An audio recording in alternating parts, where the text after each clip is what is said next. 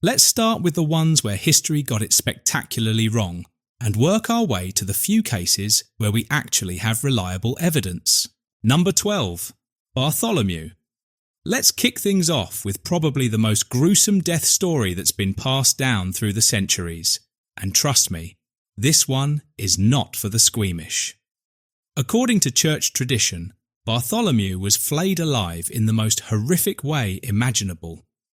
We're talking about having his skin slowly peeled off his body while he was still breathing, still conscious, still able to feel every agonizing moment of the process.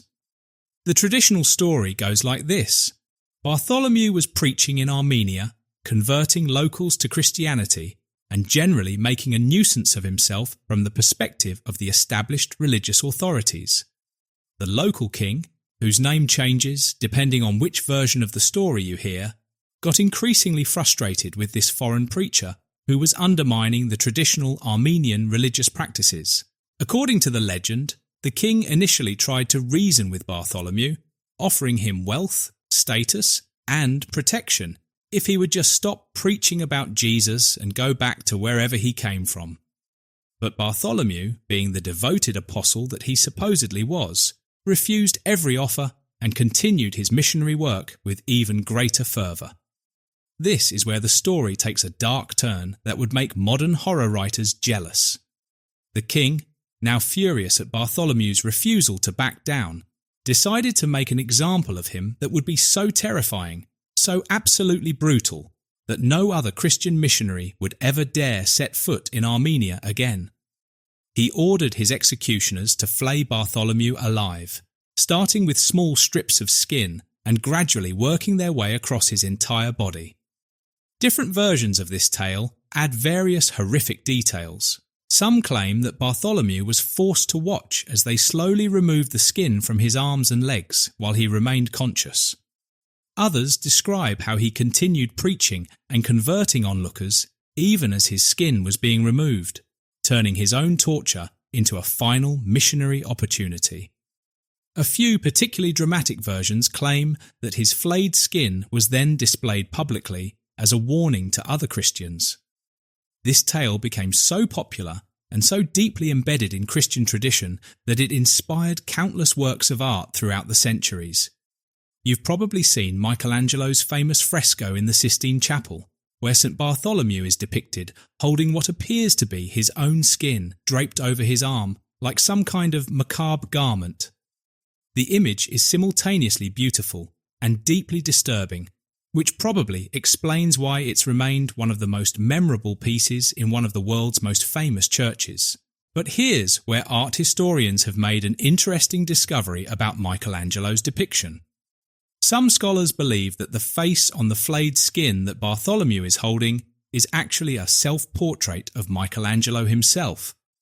If true, this would add a whole additional layer of meaning to the painting, suggesting that Michelangelo saw himself as somehow spiritually connected to Bartholomew's supposed suffering.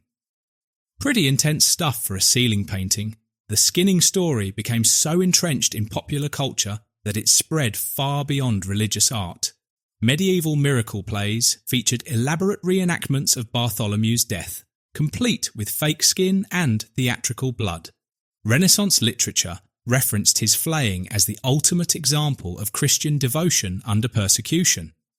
Even today, you can find churches around the world with stained glass windows, sculptures, and frescoes depicting various scenes from his alleged torture.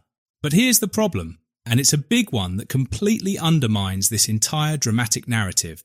There's literally zero historical evidence that any of this actually happened. Not the Armenia part, not the king part, not the preaching part, and definitely not the skinning part. We're talking about a complete absence of contemporary or near-contemporary sources that mention anything remotely similar to this story. The earliest accounts of Bartholomew's supposed death don't appear until several centuries after he would have died, and when they finally do show up, they're buried in documents that historians classify as legendary lives of the saints, rather than historical accounts. These texts were never intended to be factual biographies. They were spiritual literature designed to inspire devotion and teach religious lessons through dramatic storytelling. What makes this particularly frustrating for historians is that we actually know almost nothing reliable about Bartholomew's life after Jesus' death. The Gospel accounts tell us he was one of the 12 apostles, but they provide almost no personal details about him. The truth is, we don't actually know where Bartholomew went after Jesus' crucifixion, what he did during his ministry, or how he died. Different ancient sources make contradictory claims about his travels. Some say he went to India and preached there for years before returning to Armenia. Others claim he never left the Middle East and spent his time establishing churches in Syria and Mesopotamia. Still others suggest he travelled to Ethiopia, which at the time could have referred to several different regions in Africa or Asia. It's like playing an incredibly long game of telephone that lasted 2,000 years, where we're not sure what happened to Bartholomew after Jesus died, gradually transformed into, he definitely travelled to Armenia, where he was brutally skinned alive by the local king after refusing to stop preaching Christianity. The skinning story probably emerged and gained popularity for several interconnected reasons. First, early Christians were absolutely obsessed with martyrdom as the ultimate proof of faith. In their worldview, dying for Christ wasn't just honourable, it was the highest possible achievement for a believer. The more gruesome and painful the death, the more it demonstrated the martyr's complete devotion to God. Second, different Christian communities in various parts of the world wanted to claim apostolic authority for their churches. If you could create a story about one of the original 12 apostles visiting your region and dying there, it gave your local church an instant connection to Jesus himself. Armenia, India, Ethiopia, and other regions all developed elaborate tales about apostolic visits for exactly this reason. Third, storytellers throughout the centuries kept adding more dramatic details to make their accounts more memorable and emotionally powerful. A simple death from illness or old age didn't inspire the same kind of devotional response as a tale of horrific torture endured for the sake of the gospel. What's really crazy is that this completely fictional myth became so entrenched in Christian tradition that it created real-world consequences that persist to this day. Bartholomew became the patron saint of leather workers, tanners, and anyone else whose profession involved working with animal skins. Because apparently, having your skin removed makes you the perfect divine advocate for people who work with skins professionally. Churches dedicated to Saint Bartholomew often feature leatherworking tools in their religious artwork, and there are entire guilds of craftsmen who have celebrated his feast day for centuries based on this fictional martyrdom account. It's a perfect example of how legendary stories can create genuine historical traditions even when the original events never actually happened. Number 11. Simon the Zealot. According to the most popular version of his death, Simon was sawed in half, literally cut in two with a saw, starting from the head down. Some versions even claim he was hung upside down while this happened, because apparently regular sawing wasn't dramatic enough. This story became so widespread that Simon is often depicted in religious art holding a saw, like some kind of divine carpenter gone wrong. There are churches dedicated to him where you can see stained glass windows showing his supposed gruesome demise. But once again, historians have some bad news for anyone who believes this tale. The earliest sources we have about Simon's death don't mention sawing at all. In fact, they don't really mention much of anything concrete about Simon's later life or death. Here's what we actually know about Simon. He was called the Zealot, which suggests he might have been part of a Jewish revolutionary group before joining Jesus. After that, the historical record goes completely dark. Some later sources claim he travelled to Britain. Others say Egypt, and a few suggest he went to Persia. But none of these claims can be verified. The sawing story seems to have originated from a confusion with the Old Testament prophet Isaiah, who, according to Jewish tradition, was sawed in two during the reign of King Manasseh. Somewhere along the line, storytellers mixed up their martyrs and decided that if sawing was good enough for Isaiah, it was good enough for Simon. What's particularly interesting is that different regions developed completely different death stories for Simon. In some parts of Europe, he was crucified. In others, he was clubbed to death. The Eastern Orthodox tradition claims he died peacefully of old age. It's like early Christians were playing Mad Libs with apostle deaths. The Saw story stuck around because it was the most visually striking. Medieval artists loved it because it gave them something dramatic to paint, and it reinforced the message that following Christ meant being willing to suffer extreme persecution. Number 10. Philip. According to the most popular version, he was crucified upside down on a cross in the city of Hierapolis. But not just any crucifixion. This one involved being tied to the cross rather than nailed, so he would suffer longer. Some versions add that he was also stoned before being put on the cross, because apparently one form of torture wasn't sufficient. The story gets even more elaborate from there. Legend claims that while Philip was dying on this upside-down cross, he preached such a powerful sermon that the proconsul's wife converted to Christianity on the spot. This supposedly made the proconsul so angry that he, continued to let Philip die on the cross, which seems like a pretty underwhelming climax to such a dramatic build-up. But here's where things get interesting. We actually do have some early sources that mention Philip in Hierapolis. The problem is, they tell a completely different story. The earliest reliable source is the church historian Eusebius, writing in the early 4th century. He mentions that Philip died in Hierapolis, but he doesn't say anything about crucifixion, stones, or dramatic deathbed conversions. He simply notes that Philip died there of natural causes after establishing a Christian community. Even more confusing, there might have been 2 different Philips.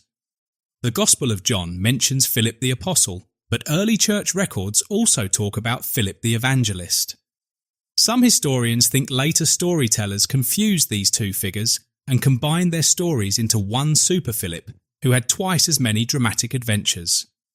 Archaeological excavations in modern-day Turkey have actually found what's believed to be Philip's tomb in Hierapolis. But guess what? There's no evidence of crucifixion or violent death. The tomb suggests he was buried with honour, not as a criminal. So how did we get from Philip died peacefully in Hierapolis to Philip was crucified upside down after being stoned? The answer is probably the same as with most of these stories. Later, Christians felt that dying of old age wasn't dramatic enough for an apostle, so they spiced up the narrative. Number 9. Matthew. Matthew's death story is a masterclass in how legends evolve. The most commonly told version goes like this. Matthew was preaching in Ethiopia when the local king decided he'd heard enough of this Christianity nonsense. So he had Matthew pinned down and run through with spears. Some versions specify that he was stabbed in the back while praying, adding an element of betrayal to the tale.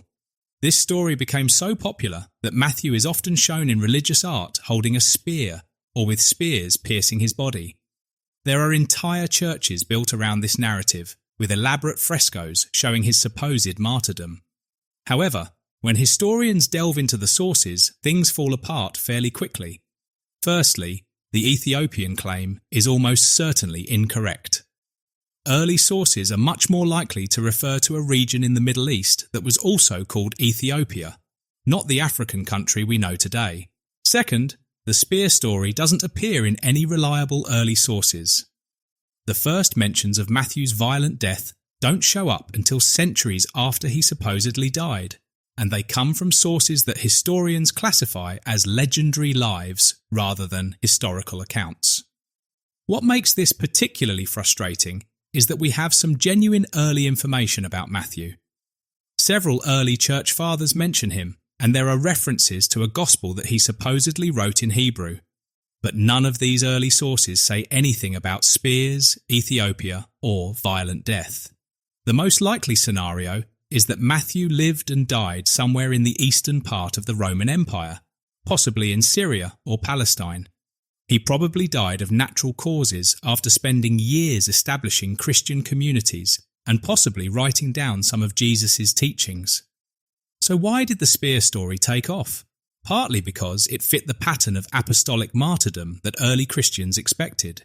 If you were an important follower of Jesus, you were supposed to die dramatically for the faith. Natural death seemed too anticlimactic. The Ethiopia connection probably came from later missionaries who wanted to claim apostolic authority for their work in different regions. If you could say that Matthew himself had preached in your area, it gave your church instant credibility and historical connection to the original disciples. Number 8. James the Less. According to the traditional account, James was thrown from the top of the temple in Jerusalem, survived the fall, and was then beaten to death with a club by a crowd of angry Jews. Some versions add that his skull was crushed with a fuller's club, which is a specific tool used for cleaning cloth. This story has been repeated for centuries and has inspired countless depictions in religious art. James is often shown with a club, and the fuller's club detail became so embedded in tradition that he's considered the patron saint of hat makers and druggists. But here's where things get complicated. There were multiple people named James in early Christianity, and later, storytellers seem to have mixed up their stories into one confused narrative. First, there's James the Apostle, son of Zebedee, who was martyred. We have reliable historical evidence that he was executed by Herod Agrippa around 44 CE. Then there's James the Just, the brother of Jesus, who led the early church in Jerusalem. And finally, there's James the Less, who might be the same person as James the Just, or might be a completely different person altogether. The temple throwing story comes from the account of James the Just's death, as recorded by the Jewish historian Josephus and the early church father Hegesippus. But even that story is questionable. Josephus's account is much simpler and doesn't mention any temple throwing drama. As for James the Less specifically, we know almost nothing about him historically. He's mentioned briefly in the Gospels, but after that, he disappears from the historical record completely. We don't know where he went, what he did, or how he died. The club story seems to have emerged when later Christians tried to create complete martyrdom accounts for all 12 apostles. Since they didn't know what happened to James the Less, they borrowed details from other James stories and added some creative flourishes. What's particularly ironic is that the Fuller's Club detail probably came from a misunderstanding of the Greek text. The word used in some early sources could refer to different types of clubs, but medieval translators latched onto the Fuller's Club interpretation and it stuck. Number 7. Thaddeus/Jude. Thaddeus, also known as Jude, has one of the most action movie-style death stories in Christian tradition. According to the legend, he was preaching in Armenia when local pagan priests got tired of his message and decided to take matters into their own hands. They supposedly surrounded him and shot him full of arrows until he looked like a medieval pincushion. Some versions add that he was also clubbed to death afterward, because apparently arrows weren't enough. This story became so popular that Jude is often depicted in religious art holding arrows or with arrows piercing his body. He's considered the patron saint of desperate situations and lost causes, which makes sense if you believe he died in such a hopeless situation. But once again, historians have to be the party poopers here. There's virtually no reliable historical evidence for any of this. The arrow story doesn't appear in early sources, and even the claim that Jude preached in Armenia is questionable. Part of the problem is that Jude and Thaddeus might not even be the same person. The Gospel accounts are inconsistent about the names of the 12 apostles, and it's possible that later Christians combined two different people into one composite figure. What we do know is extremely limited. There are a few references to a Jude in early Christian writings, but they don't provide much detail about his life or death. Some sources suggest he worked in Syria or Mesopotamia. Others claim he never left Palestine. The Armenian connection seems to have been invented much later, probably by Armenian Christians who wanted to claim apostolic origins for their church. It's a common pattern. Different regions would create stories about apostles visiting their area to establish historical legitimacy. The arrow story itself probably borrowed elements from other martyrdom accounts, Arrows were a popular way to kill Christian martyrs in these legendary tales, partly because they made for dramatic visual imagery and partly because they echoed the story of Saint Sebastian. What's particularly interesting is that different traditions have completely different death stories for Jude. Eastern Christians say he was crucified, Western Christians prefer the arrow version, and some sources claim he died peacefully of old age. It's like early Christians couldn't make up their minds about how this guy died. Number 6. Thomas. Thomas's death story is probably one of the most geographically ambitious of all the apostle legends.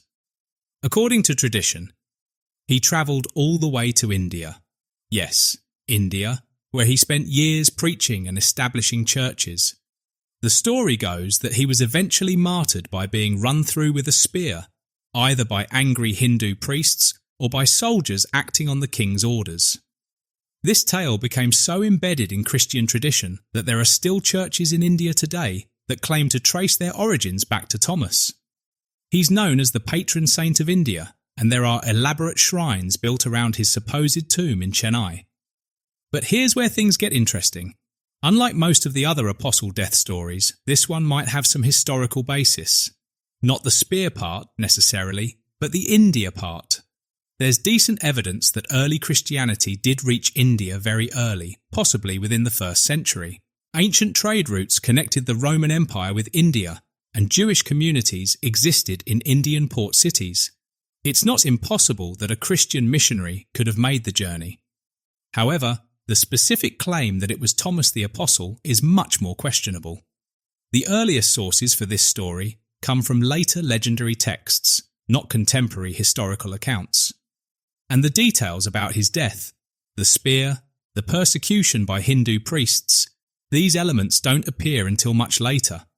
There's also a document called the Acts of Thomas that tells elaborate stories about his adventures in India. But historians classify this as historical fiction rather than a reliable biography. It reads more like an adventure novel than a historical account.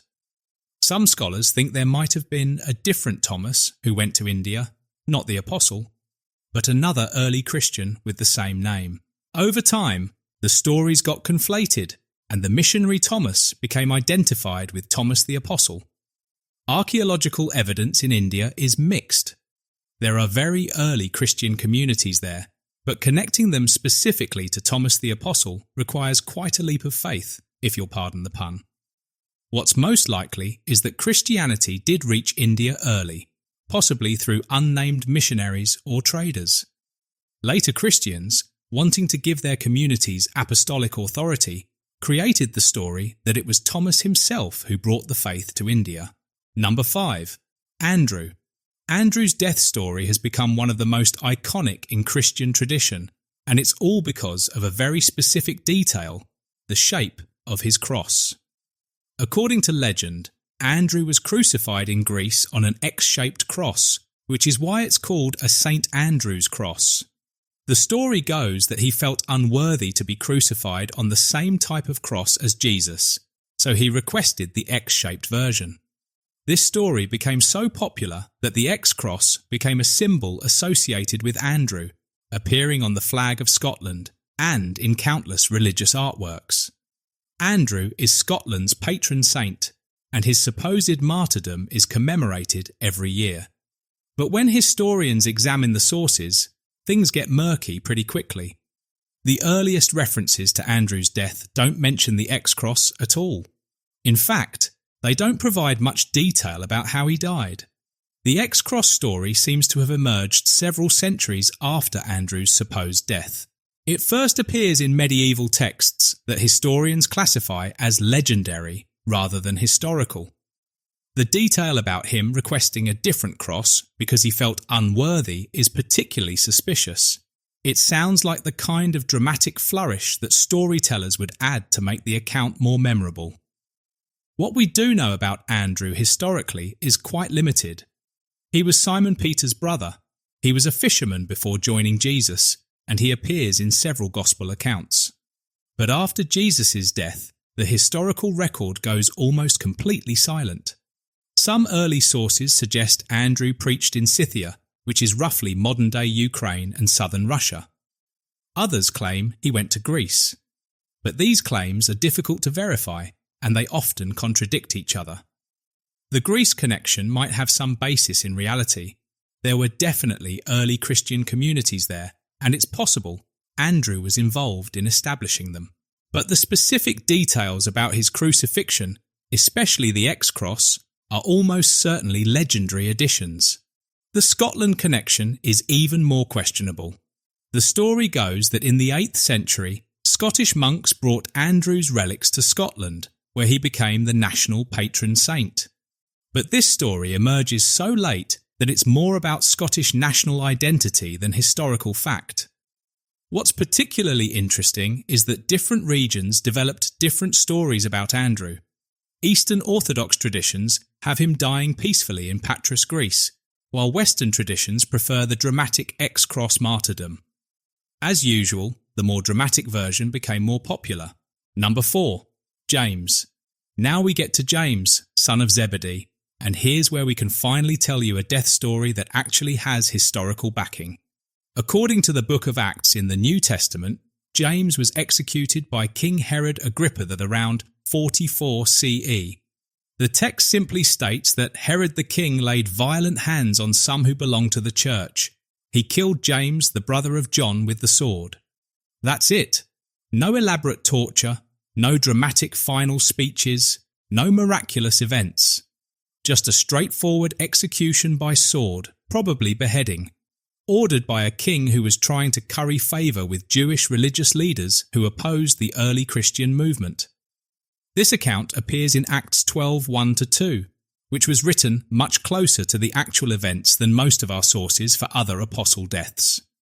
Historians generally accept this as reliable historical information. What makes this particularly significant is that James was the first of the 12 apostles to be martyred.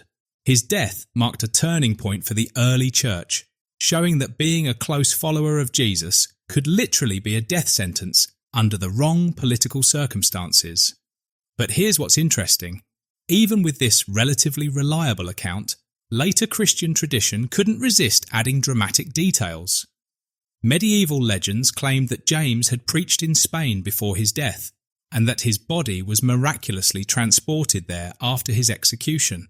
This led to the famous pilgrimage route to Santiago de Compostela, where James supposedly is buried.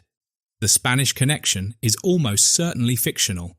There's no early evidence that James ever left Palestine, let alone travelled all the way to Spain.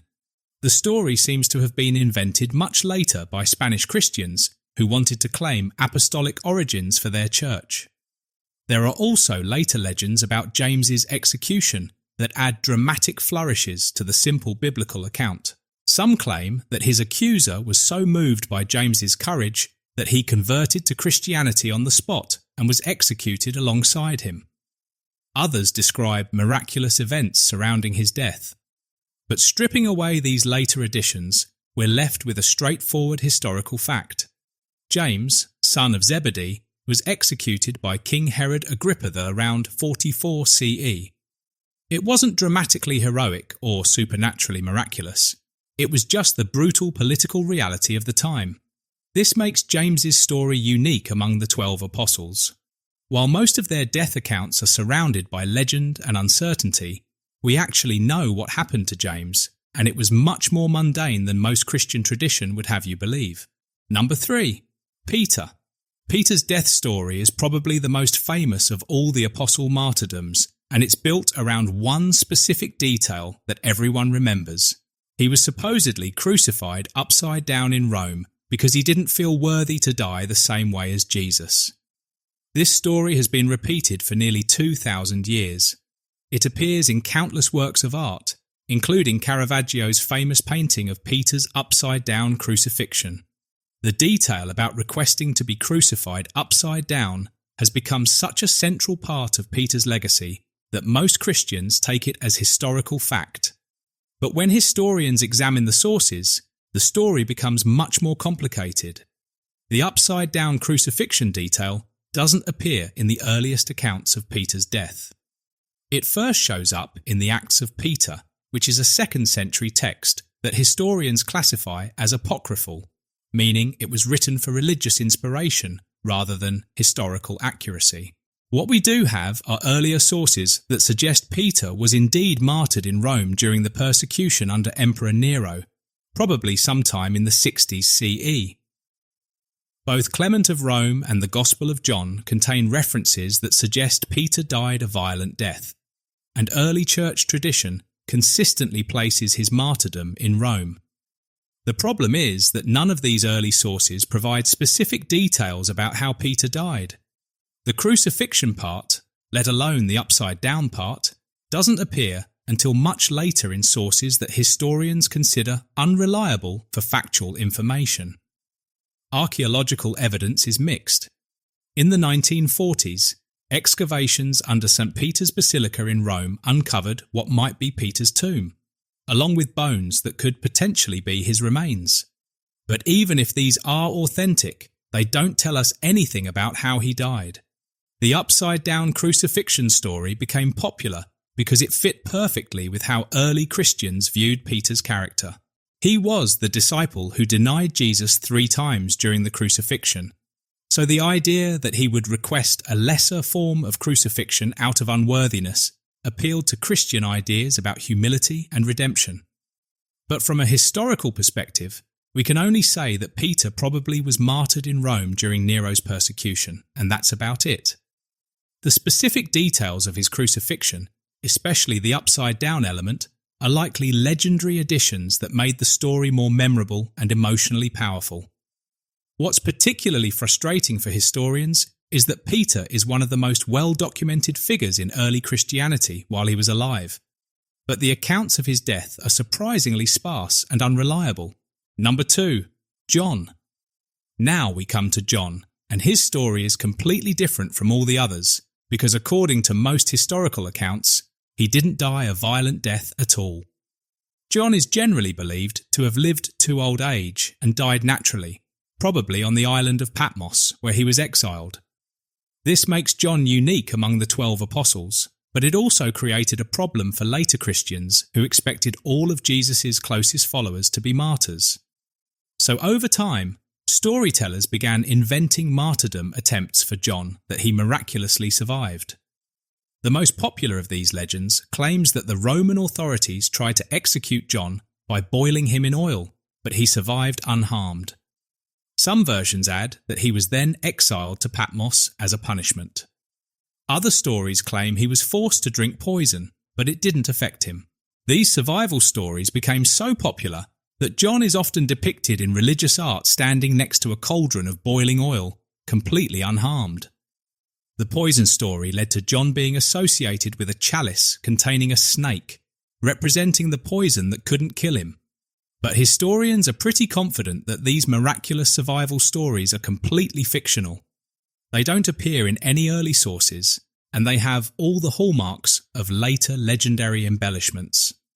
What's most likely historically is much simpler. John lived longer than the other apostles, probably into his 80s or 90s, and died of natural causes. He may have been exiled to Patmos during one of the Roman persecutions, but he survived and continued his ministry until his death. This might seem anticlimactic compared to all the dramatic martyrdom stories, but it's actually historically significant. John's natural death suggests that not all of Jesus' followers faced immediate persecution and martyrdom. Some were able to live full lives and establish lasting Christian communities. The fact that later Christians felt compelled to invent miraculous survival stories for John shows how powerful the expectation of apostolic martyrdom had become. A natural death wasn't considered dramatic or inspiring enough, so storytellers created these elaborate scenarios where John almost died but was supernaturally protected. Ironically, John's actual story, living to old age, being exiled for his faith, continuing to teach and write despite persecution, is probably more impressive than any fictional martyrdom account. But it doesn't make for as exciting artwork or dramatic retellings. Number 1. The real historical truth. So here's the sobering historical reality that most churches don't want to talk about. we actually know very little about how most of the apostles died. Out of the 12 disciples, we have reliable historical evidence for the deaths of exactly 2, James, son of Zebedee, who was executed by Herod Agrippa, and possibly Peter, who was likely martyred in Rome, though we don't know the specific details. For everyone else, we're dealing with legends, traditions, and stories that were invented centuries after the supposed events. These tales served important purposes for early Christian communities. They provided inspiration, established apostolic authority for different regions, and reinforced the message that following Christ required ultimate sacrifice. But they're not history.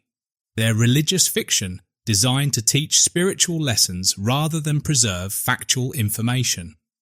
This doesn't mean the apostles weren't brave or committed. Many of them probably did face persecution and danger as they spread Christianity throughout the Roman Empire. Some may have been martyred, but the specific, dramatic details that have been passed down through church tradition are almost entirely fictional. What's most frustrating is that the real story of early Christianity is actually more impressive than these legendary accounts.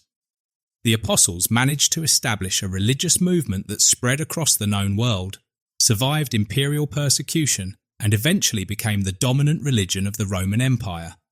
They did this through ordinary means: preaching, teaching, establishing communities, and living according to their beliefs. That's a remarkable historical achievement that doesn't need embellishment with fictional martyrdom accounts. The next time someone tells you about how the apostles died, remember that most of these stories say more about the creative imagination of later Christians than they do about actual historical events. The real disciples were probably more ordinary and more extraordinary than the legends suggest. And maybe that's a more powerful message than any dramatic martyrdom story could ever be.